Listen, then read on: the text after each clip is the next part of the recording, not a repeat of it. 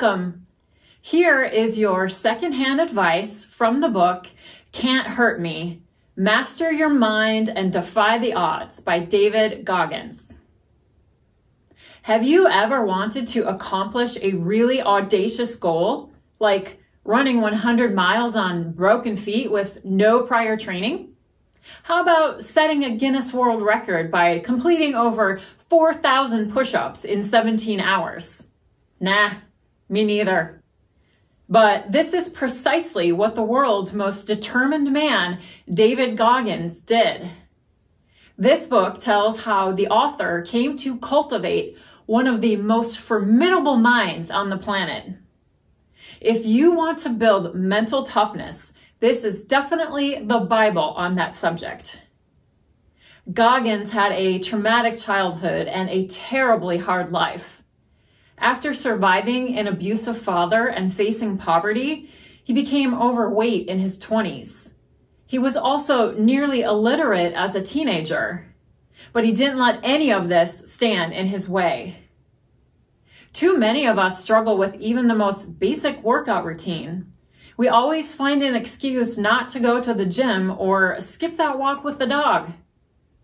What would your life be like if you stopped giving excuses and lived up to your full potential? We can all transcend false boundaries and push ourselves beyond our limits. We will discover how Goggins' childhood shaped him into the man he is today and learn from this incredible man's extraordinary life story. Today, we'll discuss how Goggins used his misfortune to turn his life around and became one of the world's fittest soldiers and greatest athletes. How to use the cookie jar concept to remind yourself of who you are and what you are capable of, and how to take advantage of the 40% rule to master your mind. David Goggins' early life was brutalized by his violent, demanding father. Born in New York in 1975, Goggins was at the mercy of his dictatorial father. Unlike most American children raised with plenty of carefree playtime, security, and parental love, Goggins never knew these simple childhood joys. Since the age of 6, he worked tirelessly at his father's business until past midnight. The grueling routine of late-night work meant he regularly fell asleep in school. The brutality of Goggins' father made life unbearable. He often witnessed domestic abuse as his father mercilessly beat his mother. Thankfully, at the age of 8, David and his mother escaped their brutal home life. They traveled to Indiana where they started a new existence. Sadly, David's life in Indiana would not be free from suffering. Although he escaped his father, he could not outrun his past. The demons of his earlier life would follow him wherever he went. He would spend his formative years dealing with poverty, a nervous stutter, dramatic hair loss, and skin pigmentation issues. These were all the results of toxic stress on young David. Often children who undergo severe abuse experience changes in their brain chemistry, which results in a permanent state of fight or flight. The child's brain and body are on permanent alert for danger, affecting memory and a child's ability to succeed in school. David was labeled as stupid by some of his teachers. He overcame his learning obstacles by cheating in school. This allowed him to get passing grades, but his education suffered greatly. As a teenager, he was barely literate. By the age of 24, he worked as a night shift pest exterminator and used food to numb his disappointment in his dead-end job. His eating spiraled out of control, and he went from 255 pounds to almost 300 pounds in a short period. After watching a documentary about Navy SEALs in training, Goggins was inspired to change his life and body. Navy SEALs are widely recognized as the world's most elite military force, and SEAL training is the grittiest in the world. Only the best make it through the program. He faced a genuine obstacle, though: his weight.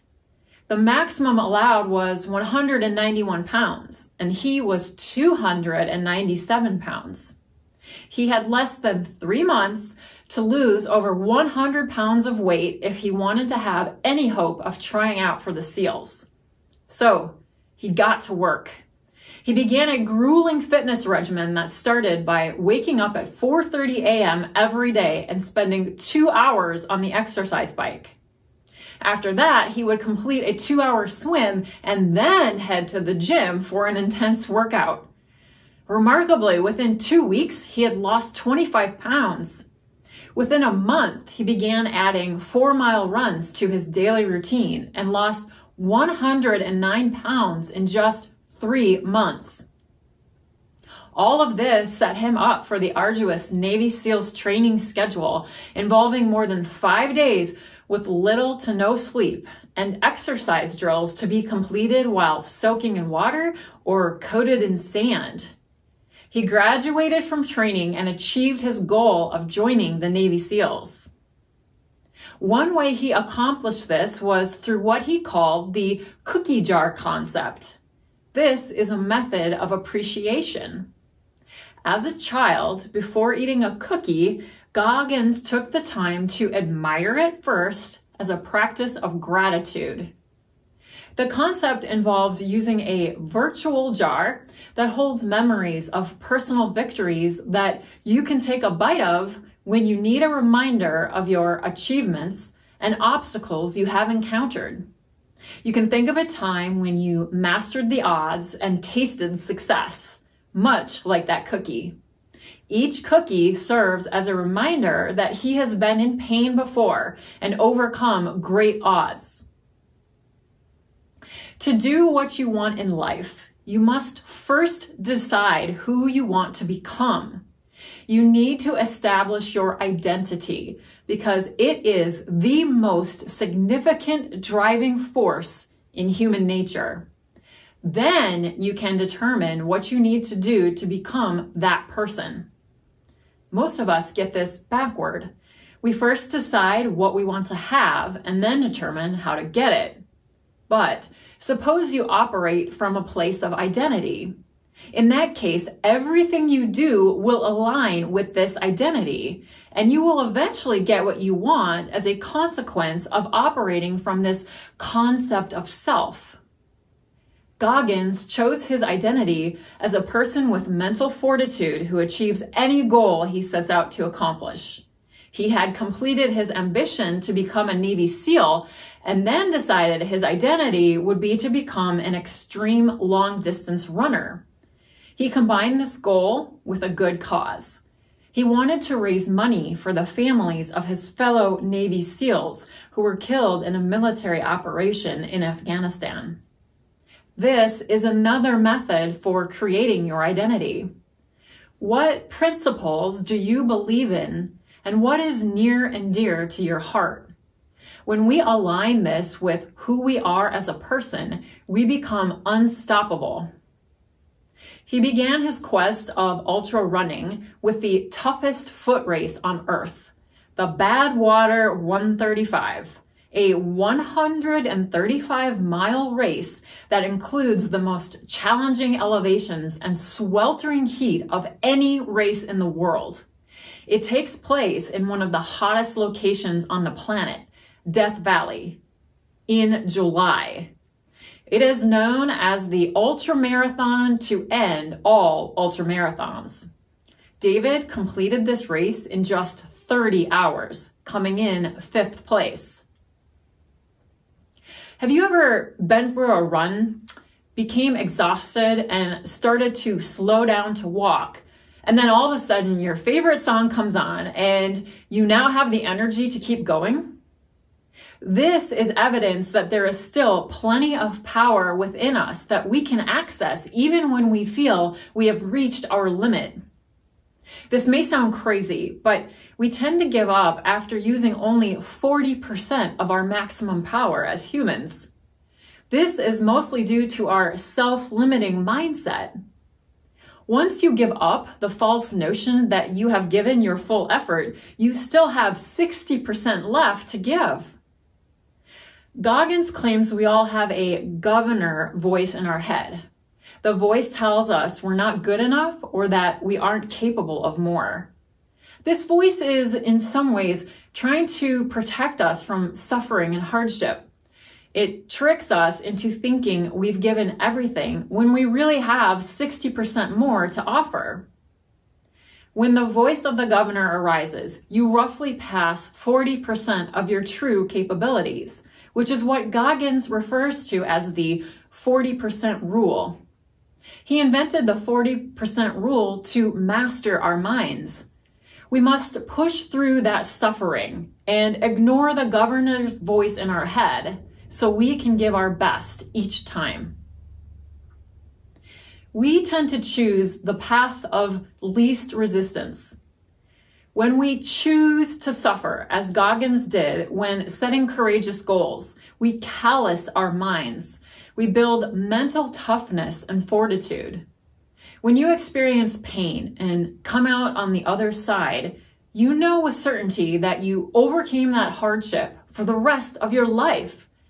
Additional painful experiences lose their power over you. Goggins attributes his success to one thing: work ethic. There are no quick fixes. Even those with the most talent and passion can be surpassed by hard work. His work ethic was a crucial factor in every single thing he accomplished. One of the keys to this is winning the morning. Goggins achieves so much because he starts his day at 4 a.m. While we don't necessarily have to get up at that time, to have a chance at a similar level of success, rising early is non-negotiable. These morning hours before the rest of the world awakens are prime time to work on your goals and accomplish great things while everyone else is at rest. This is also when you are freshest and are least likely to encounter obstacles such as work interference, kids asking for things, or just life in general. This is you time. This is something I practice regularly. I make it a habit to get my most important goals accomplished first thing in the morning. This also entails setting yourself up for success the night before. If I want to make running a habit, I have my running clothes and shoes laid out next to the bed to make it as effortless as possible to immediately check this off my list first thing in the morning. To be ultra successful like David, you must do things that make you uncomfortable. Not all physical and mental limitations are real. Most of us have a habit of giving up way too soon. Try this exercise to fortify your resolve. Write down all the things that make you uncomfortable or that you don't like or want to do. Now, go do one of them, and then do it again. This enforces the belief that we can do things that we once thought were unbearable, and we may even begin craving discomfort. So, let's review. David Goggins overcame a violent, traumatic, and impoverished childhood. He transformed himself from an underachieving student and an overweight young man to an elite Navy SEAL, extraordinary athlete, and successful ultramarathon runner. We can emulate his success by remembering the 40% rule, winning the day by getting up early, and using the cookie jar method to remind ourselves of the obstacles we've overcome and practice gratitude for our hardships. What ambitious goals do you have in your life? Comment below with your achievement hit list and share your best advice. Please be sure to like and subscribe as well. And thank you so much for watching. One way he accomplished this was through what he called the cookie jar concept. Oh my gosh, I just spit all over myself. Gross. Great, now I want a cookie.